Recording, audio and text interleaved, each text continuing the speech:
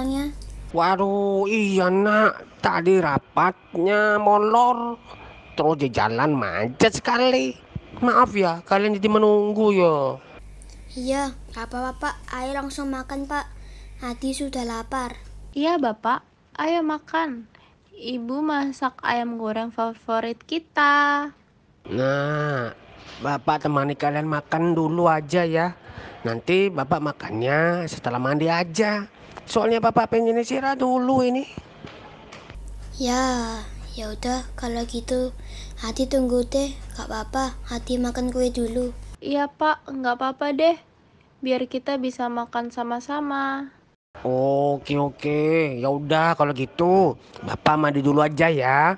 Kalian kalau memang sudah lapar, makan dulu, nggak apa-apa ya. Iya Bapak, udah ayo. Bapak cepat mandi. Loh, Bu, kok Bapak kelihatannya capek banget?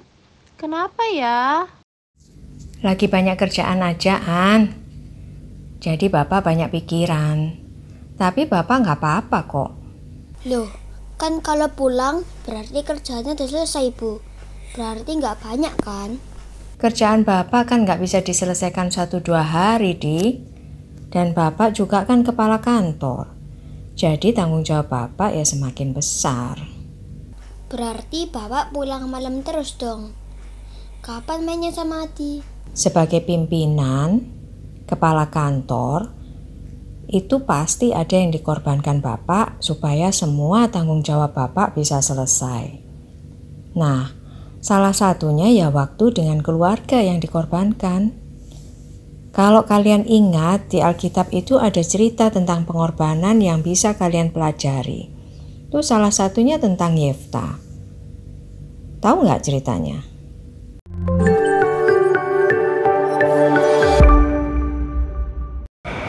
Halo teman-teman, saat ini saya Tea akan menceritakan seorang hakim di Israel yang bernama Yefta. Yefta adalah seorang pahlawan yang gagah perkasa. Namun dia anak dari seorang perempuan yang tidak baik. Ayahnya bernama Gilead. Gilead memiliki istri dan istrinya melahirkan anak laki-laki baginya. Setelah anak-anak dari istrinya besar, mereka mengusir Yefta. Menurut mereka, Yefta tidak berhak atas milik pusaka keluarga mereka. Sebab Yefta dilahirkan dari perempuan yang tidak baik. Maka pergilah Yefta, meninggalkan saudara-saudaranya. Ia pergi dan tinggal di tanah Tob. Di sana, ia tinggal bersama para perampok yang merampok bersama dia. Suatu kali terjadilah peperangan antara Bani Amon melawan orang Israel. Pada waktu itu, orang Israel tidak mempunyai pemimpin untuk memimpin mereka berperang. Karena itu, orang Israel mengirim utusan yakni para tua-tua untuk menjemput Yefta dari tanah tersebut.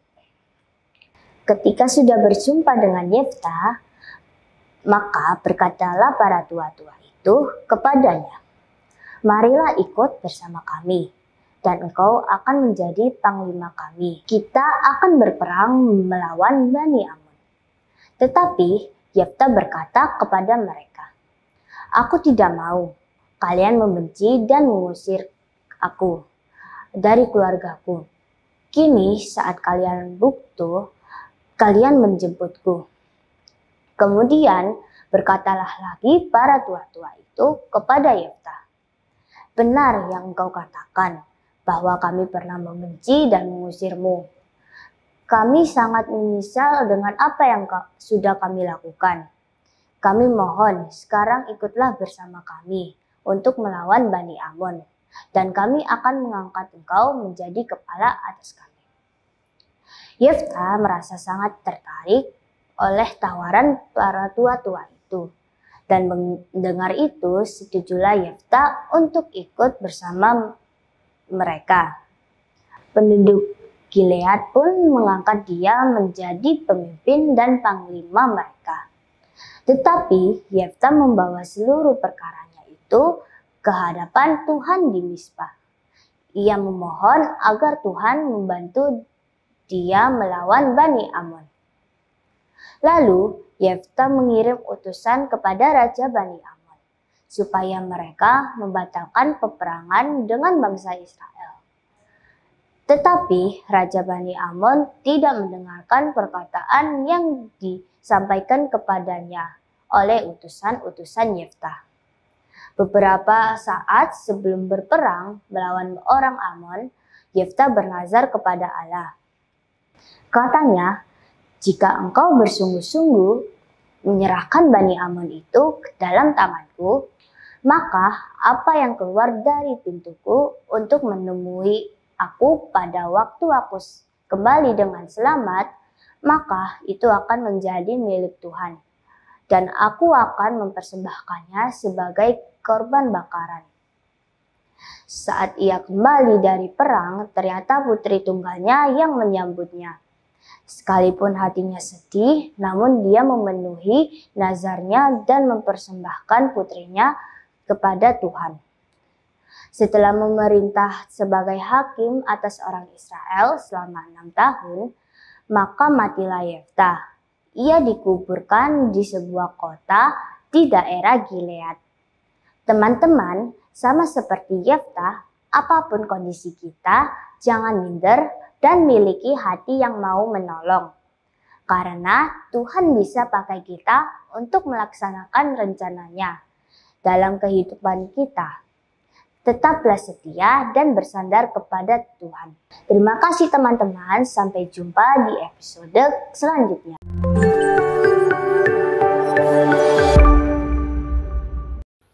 Teman-teman, setelah mendengar cerita kitab Hakim-Hakim pasal 11 dan 12, sekarang ada pengetahuan yang bisa kita pelajari.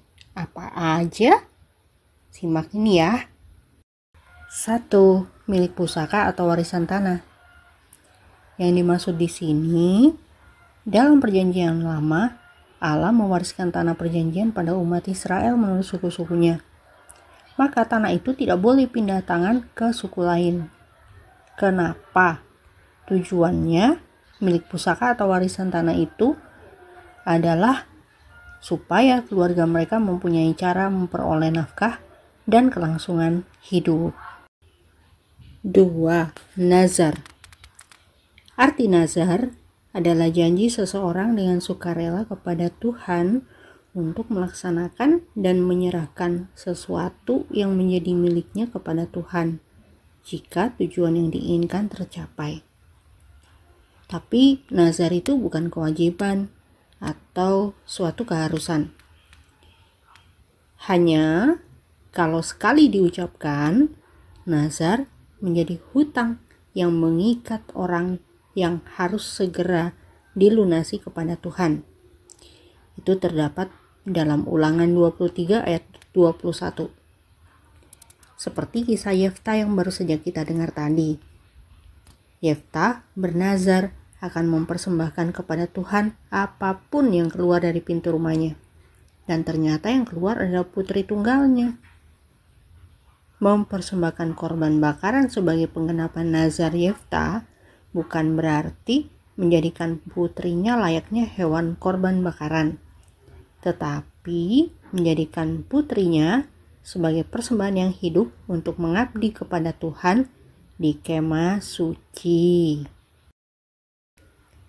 3. Tragedi logat dan salah ucap. Shibolet dan Sibolet. Terjadi pada saat perang saudara antara orang Gilead yang dipimpin Yefta dan orang Efraim. Menarik bahwa logat atau aksen menjadi tanda yang dipakai untuk mengenali musuh. Shibolet yang diucapkan orang Gilead artinya aliran sungai.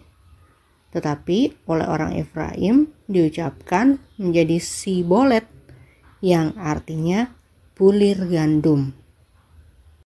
Teman-teman, demikianlah sedikit pengetahuan yang bisa kita pelajari. Sampai jumpa di episode selanjutnya. Ya begitu, Di. Bapak kan pimpinan, sama seperti Yefta. Dan terkadang sebagai pimpinan ada beberapa hal yang harus dikorbankan untuk kepentingan yang lebih besar. Tapi untuk setiap pengorbanan itu, Tuhan pasti sudah sediakan berkat pengganti. Seperti Bapak kan kepala kantor, itu gajinya ya lebih besar daripada staf biasa. Dan uang itulah yang Bapak belikan buat mainan yang Adi pengen. Udah Adi, jangan sedih. Kan tiap weekend Bapak selalu ada buat kita. Seharian penuh loh. Tiap pagi juga Bapak masih ngantar Adi sama kakak ke sekolah kan? Hehehe, Bapak sayang kita ya, Kak. Iya dong, Bapak sayang sama Adi, sama Ani, sayang sama ibu juga pastinya. Lagi bahas apa nih kok tiba-tiba nyebut Bapak ya? Ih, Bapak kepo. Udah, ayo Pak makan. Hati lapar. Bapak mandia lama. Hehehe, maklum deh, Bapak di kamar mandi juga sambil nyanyi. Ya sudah, ayo kita makan yuk. Kita doa dulu. Yuk Ani, yang pimpin doa ya. Wah, Bapak nih ya. Ya udah deh, Ani berdoa aja buat ayam gorengnya. Kawan-kawan.